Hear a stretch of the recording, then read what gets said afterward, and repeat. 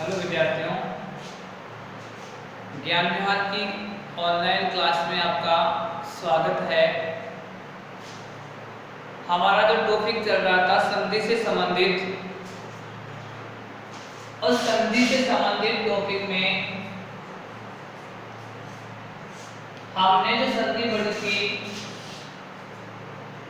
वो पढ़ी थी स्वर अच संधि।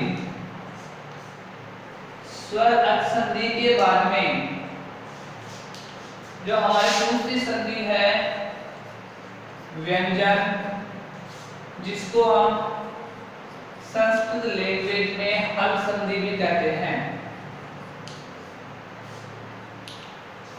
आज का हमारा टॉपिक जो रहेगा वह रहेगा संधि के अंतर्गत व्यंजन अर्थात हल संधि। अब इस संधि के अंतर्गत जो व्यंजन हल संधि है, इस व्यंजन हल संधि के अंतर्गत मैं आपको इस हल संधि की परिभाषा, किस प्रकार से इसमें पदों की संधि होगी, किस प्रकार जो पद होंगे उन पदों का संधि विच्छेद किया जाएगा, ये आपको इस वीडियो के जरिए में एक संक्षिप्त में आपकी जो 10th क्लास की बुक्स है उसमें जो सिलेबस है उस सिलेबस के अकॉर्डिंग हर संभव आपको इस वीडियो के जरिए समझाने की कोशिश करूंगा। तो इस संधि के अंतर्गत मैंने आपको पहले इस टॉपिक में जो संधि थी उसकी परिभाषा बताई थी। फिर संधि के बाद में हमने स्टार्ट किया था स्वर अच संधि। इस स्वर अच संधि का जो परिभाषा थी वह मैंने आपको समझाई थी। स्वर जो अच संधि है उसके आपके सिलेबस में कितने भाग हैं, कितने उसके उपभेद होते हैं, वो मैंने बताए थे। उन सब की मैंने आपको एक विस्तृत जानकारी दी थी, परिभाषा से लेकर उनके उदाहरणों तक किस प्रकार की संधि विच्छेद करनी है, कैसे उसकी संधि करनी है, ये सारे नियम मैंने आपको आपके सिलेबस के अनुसार, आपके पाठ्यक्रम के अनुसार मैंने समझाया था। अब हम व्यंजन जो संधि है उस व्यंजन संधि में भी आपके पाठ्यक्रम में, आपके सिलेबस में जो व्यंजन संधि आ रखी है उसके बारे में आपको अवगत कराऊंगा। इससे पहले हमें जो व्यंजन है उन व्यंजनों को समझना अति आवश्यक है। जो जिस प्रकार हमने स्वर अच संधि थी, इस स्वर अच संधि में स्वरों को समझा था, उस स्वरों के अनुसार ही हमने स्वर संधि पूरी कंप्लीट की थी। अब इस व्यंजन संधि में भी हमारे को व्यंजनों को समझना आवश्यक है। अब इसमें व्यंजन कितने प्रकार के होते हैं, कौन से व्यंजन होते हैं, कौन से इसमें वर्ग होते हैं, तो किस प्रकार इनके दरमियान जो संधि होगी उस संधि को अच्छी तरह से आपको समझना है। सबसे पहले आपको जो व्यंजन है उन व्यंजनों के बारे में मैं अवगत कराता हूँ। व्यंजन जो होते हैं वो संस्कृत भाषा में आपको संक्षिप्त में बता रहा हूँ मैं। इसमें जो कै से प्रारंभ होता है ये कै वर्ग होता है, ये कै वर्ग है। उसके बाद में आता है च वर्ग, ये च वर्ग है। इसमें आने वाले जितने भी वर्ण, च के बाद में आता है ट, ये ट वर्ग होता है। ट के बाद में आता है त वर्ग, ये त वर्ग है। और उसके बाद में आता है प वर्ग, ये प वर्ग। अर्थात ये सारे वर्ग कहलाएंगे, इनको वर्ग कहा जाता है। अब क के अंतर्गत कितने इसके वर्ग के वर्ण होते हैं, जैसे क के बाद में ख, ग, ग और ड, जिसको हम बोलते हैं। अर्थात 5 वर्ण हर एक वर्ग में होता है। इस प्रकार कुल मिलाकर कितने वर्ग हुए, 5 वर्ग। 5 वर्गों में 5 से देखें तो कुल मिलाकर 25 वर्ण होते हैं। इन 25 वर्णों को हम स्पर्श व्यंजन कहते हैं, ये स्पर्श व्यंजन कहलाएंगे।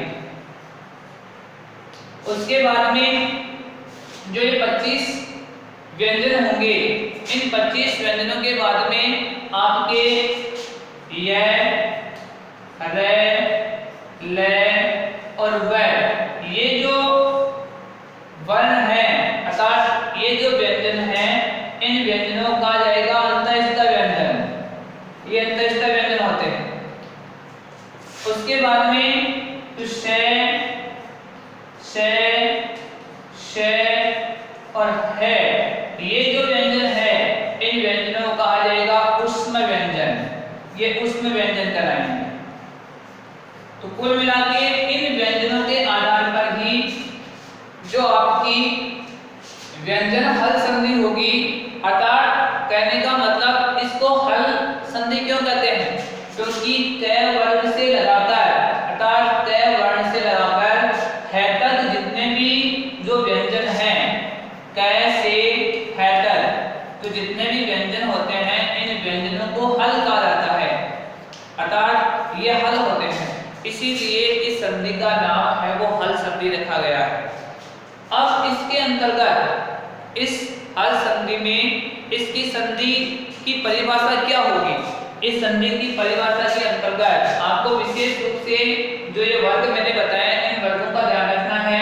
कैवर्ग, चैवर्ग, तैवर्ग, तैवर्ग, पैवर्ग, उसके बाद में यह ये अंतःस्थ व्यंजनों के श है, ये होंगे अंतःस्थ व्यंजन। तो इन व्यंजनों को आपको अति आवश्यक समझना है, क्योंकि इन्हीं व्यंजनों के आधार पर हमारी जो हल संधि होगी वह कंप्लीट होगी। इसके भी कुछ भाग होंगे। अब जो मैं इसकी परिभाषा है वो आपको बता रहा हूं कि इसकी परिभाषा क्या होगी। हल जो संधि है, इस हल संधि की परिभाषा, इसके बारे में मैं आपको एक विशेष बात बताऊंगा जिसमें आपको तीनों संधियों को समझने में बिल्कुल आसानी हो जाएगी कि इसमें किस प्रकार हमें संधि का नाम लिखना होगा। संधि को पहचानने का सबसे आसान तरीका वही रहेगा।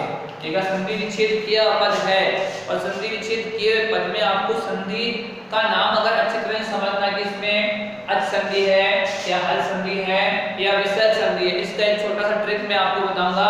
इससे पहले आपको जो ये व्यंजन संधि है, इस व्यंजन संधि की परिभाषा समझनी होगी। इससे पहले मैं आपको बताया था स्वर संधि की परिभाषा क्या होती है। स्वर संधि की जो परिभाषा होगी कि पूर्व पद प्लस उत्तर पद, पूर्व पद और उत्तर पद, पूर्व पद के अंत में स्वर और उत्तर पद के प्रारंभ में भी स्वर, अर्थात दो स्वरों का स्वर के साथ मिलने से जो नया स्वर बनता है वो स्वर संधि होगी, उसे स्वर संधि कहेंगे। अब जो हल संधि है, व्यंजन संधि है, इस व्यंजन संधि की परिभाषा क्या होगी। जो व्यंजन है, हल संधि है, इसकी परिभाषा क्या होगी, तो आपको इसको अच्छी तरह से समझना है। यदि संधि विच्छेद पदों में पूर्व पद का अंतिम वर्ण व्यंजन हो तथा उत्तर पद का प्रथम वर्ण व्यंजन अथवा स्वर हो तो संधि करते समय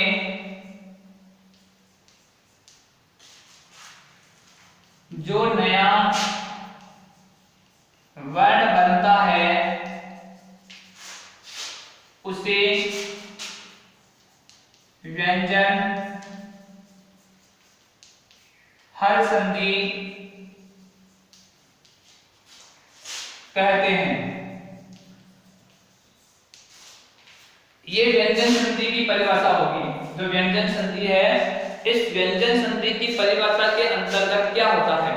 स्वर संधि का मैंने बताया था कि स्वर संधि में पूर्व पद का अंतिम वर्ण भी स्वर और उत्तर पद का प्रथम वर्ण भी स्वर होता है। तो स्वरों का स्वरों के साथ जो मेल होगा वह स्वर संधि होगी।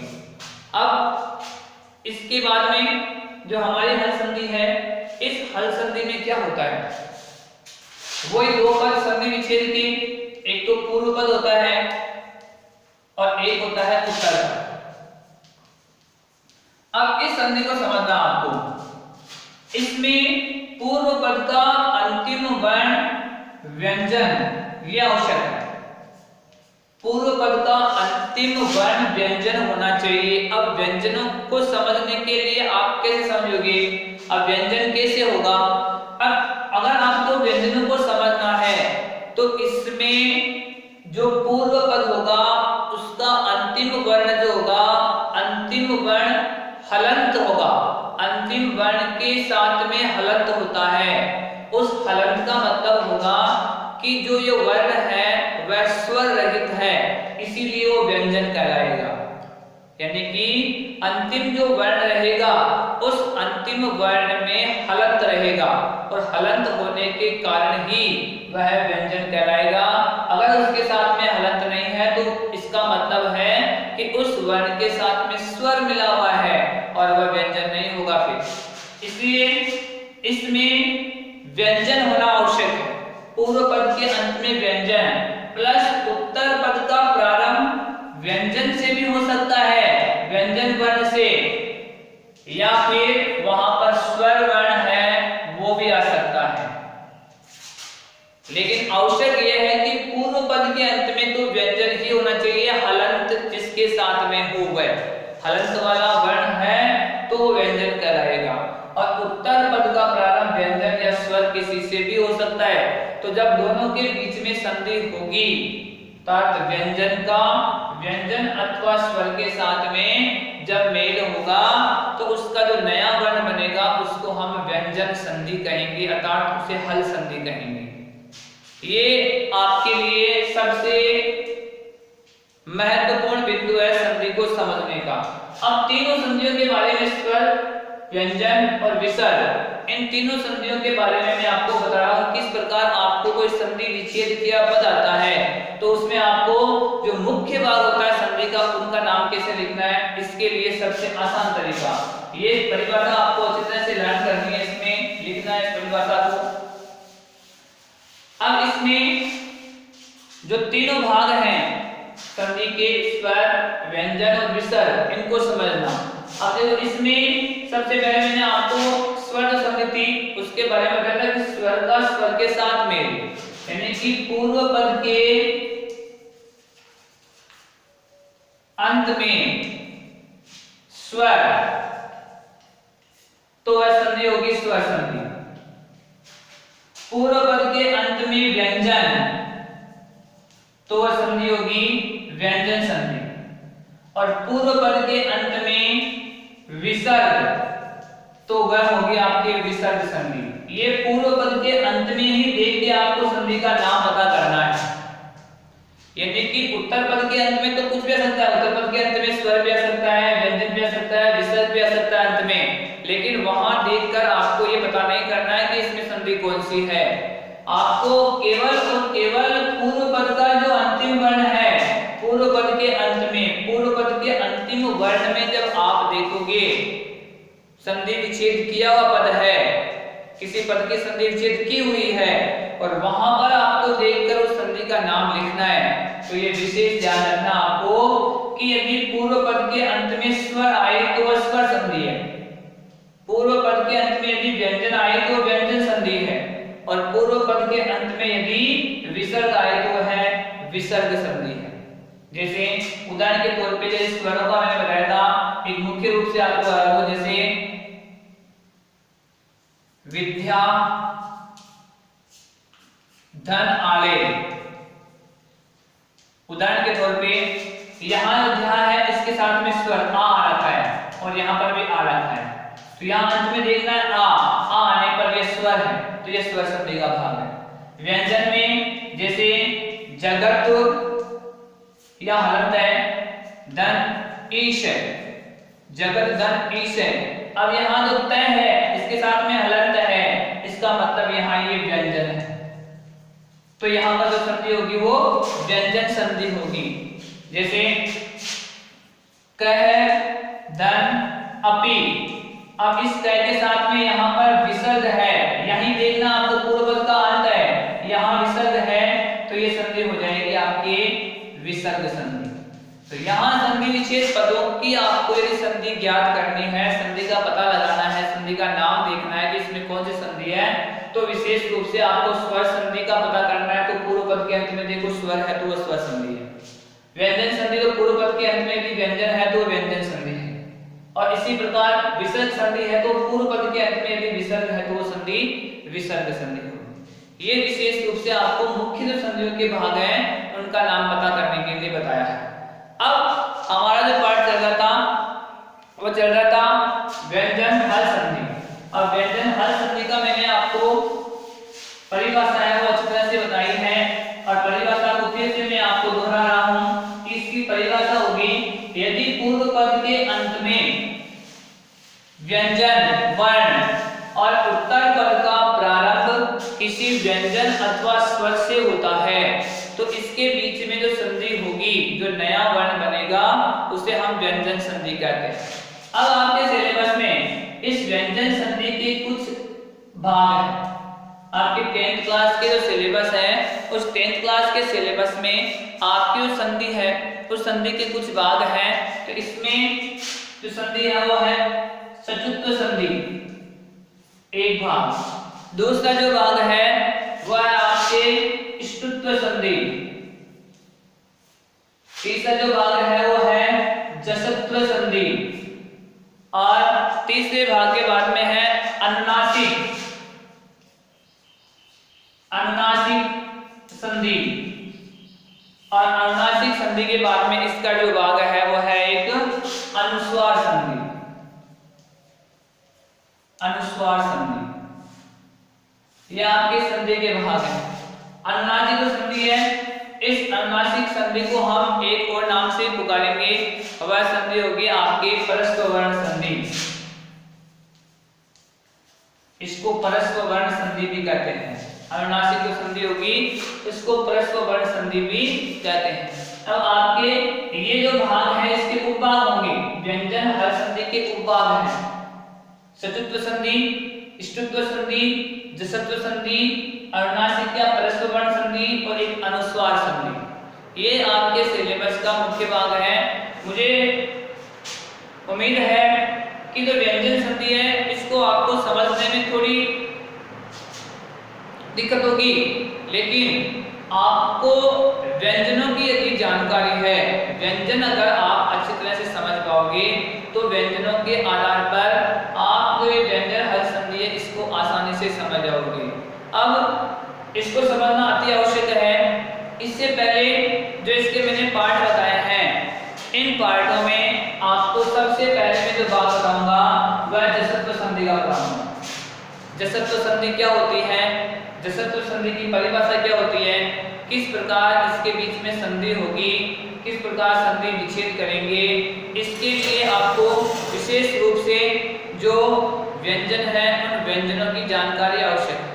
व्यंजन जब समझ जाओगे अच्छी तरह से तो व्यंजनों के आधार पर ही आप इस जसत्व संधि को, सचुत्व संधि को, इष्टुत्व संधि को, अनुनासिक परस्पर वर्ण संधि को या अनुस्वार संधि को आसानी से कर पाओगे।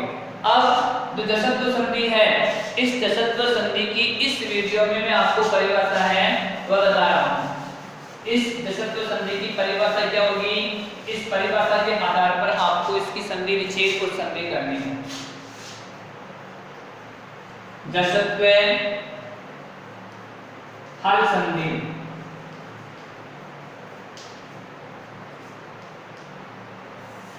इसकी परिभाषा समझनी अच्छी तरह से। यदि संधि विच्छेद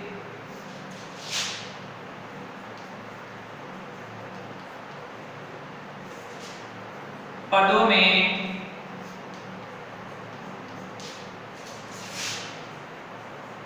पूर्व पद का अंतिम वर्ण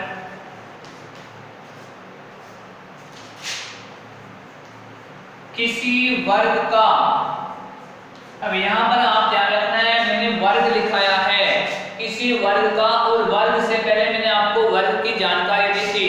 फिर बता दूं क वर्ग में आने वाले पांचों वर्ण, उसके बाद में च वर्ग, च के बाद में ट वर्ग, ट के बाद में त वर्ग, त के बाद में प वर्ग, ये वर्ग है। तो इसमें आपको मैंने फिर से बता दिया है कि संधि विच्छेद पदों में पूर्व पद का अंतिम वर्ण किसी वर्ग का, अब यहाँ पर आपको विशेष ध्यान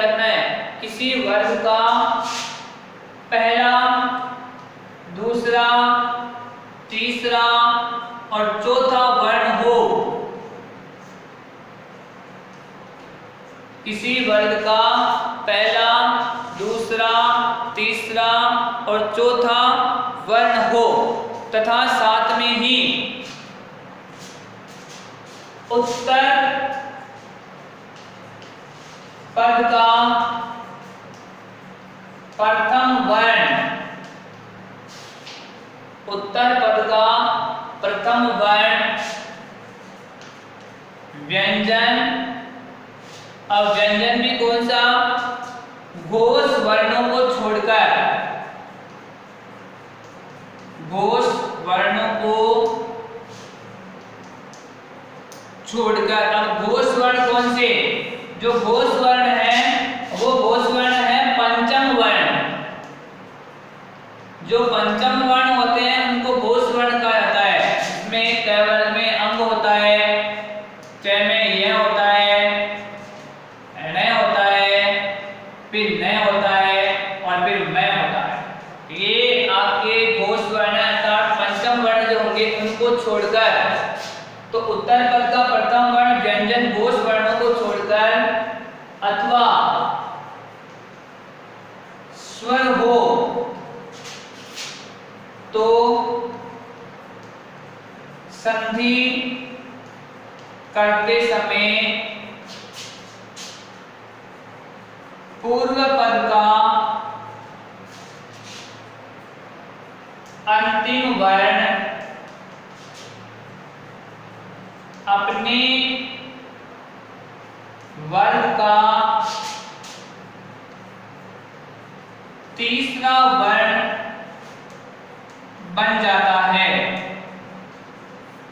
ये इसकी परिभाषा होगी जसत्व हल संधि की। जसत्व हल संधि में क्या होता है? यदि संधि विच्छेद किया पद है और संधि विच्छेद के पदों में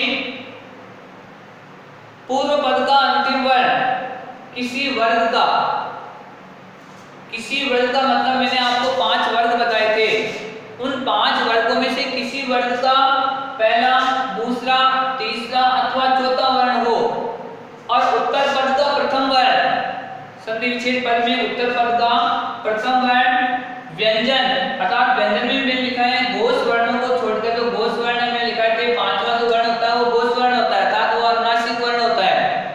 तो उन वर्णों को छोड़कर स्वरों से प्रारंभ हो तो संधि जब इनके दरमियान हम करेंगे, इनके बीच में करेंगे, तो जो पूर्व पद का अंतिम वर्ण है, अंतिम वर्ण अपने वर्ग का तीसरा वर्ण, यहां समझना होगा, अपने वर्ग का तीसरा वर्ण बन जाता है।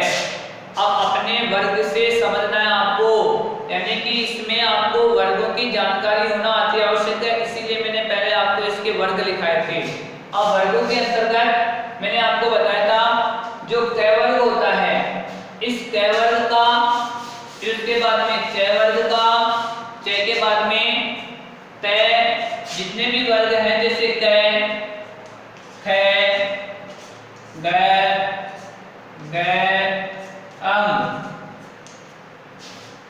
यानी कि क अपने वर्ग का तीसरा वर्ण क्या होगा?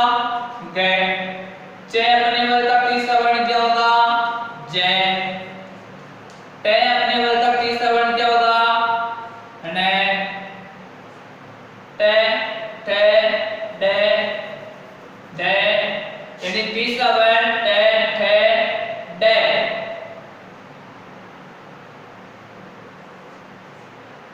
फिर त, च, ट, त, थ और द हो जाएगा इसका तीसरा वर्ण, और उसके बाद में जो प वर्ग होगा प, फ, ब, ये अपने वर्ग के तीसरे वर्ण में बदल जाएंगे। च ज में बदल जाएगा, ट होगा ड में बदल जाएगा, त होगा द में बदल जाएगा और प होगा ब में बदल जाएगा। अपने वर्ग का तीसरा वर्ण बन जाता है। जैसे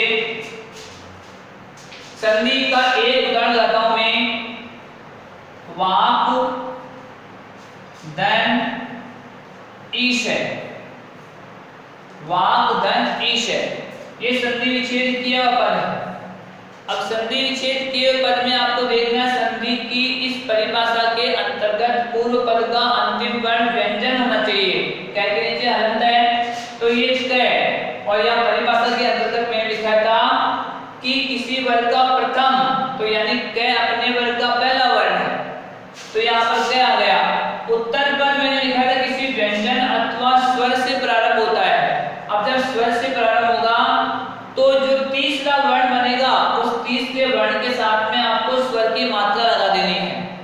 तीसरे वर्ण जब बनेगा इस संधि के नियमों के अंतर्गत, अब तीसरा वर्ण जब बनेगा तीसरे वर्ण में आपको उत्तर पद यदि स्वर से प्रारंभ हो रहा है तो बनने वाले तीसरे वर्ण के साथ में हमारे को उस स्वर की मात्रा लगा देनी है। तो जब इसकी संधि करेंगे तो वाक है क होगा, वह अपने वर्ग का तीसरा वर्ण बन जाएगा ग। अपने वर्ग का तीसरा वर्ण ग बन रहा है तो यहाँ पर बन जाएगा वाक ग, और इस ग के साथ में हमारे को ई की मात्रा लगा देनी है और ये संधि हो जाएगी वागीश है। तो इस प्रकार इसकी संधि होगी। इस संधि के कुछ और भी नियम हैं, जैसे तो संधि के और भी कुछ नियम हैं जिन नियमों को मैं आपको अगले वीडियो में समझाऊंगा। कुछ उदाहरण आपको इसको अपने विवेक से करने हैं, आसानी से जो संधि के नियम है उन संधि के नियमों को फिर से समझना है आपको वीडियो के जरिए, और कुछ उदाहरण आपको अपने विवेक से करने हैं ताकि आपको इस संधि के बारे में अच्छी तरह से जानकारी मिल सके। इस संधि के कुछ नियम होंगे जो हम अगले वीडियो में पढ़ेंगे। तब तक के लिए धन्यवाद। जितना भी आपको कार्य करवाया जा रहा है उसको अच्छी तरह से अपनी नोटबुक में करें। धन्यवाद।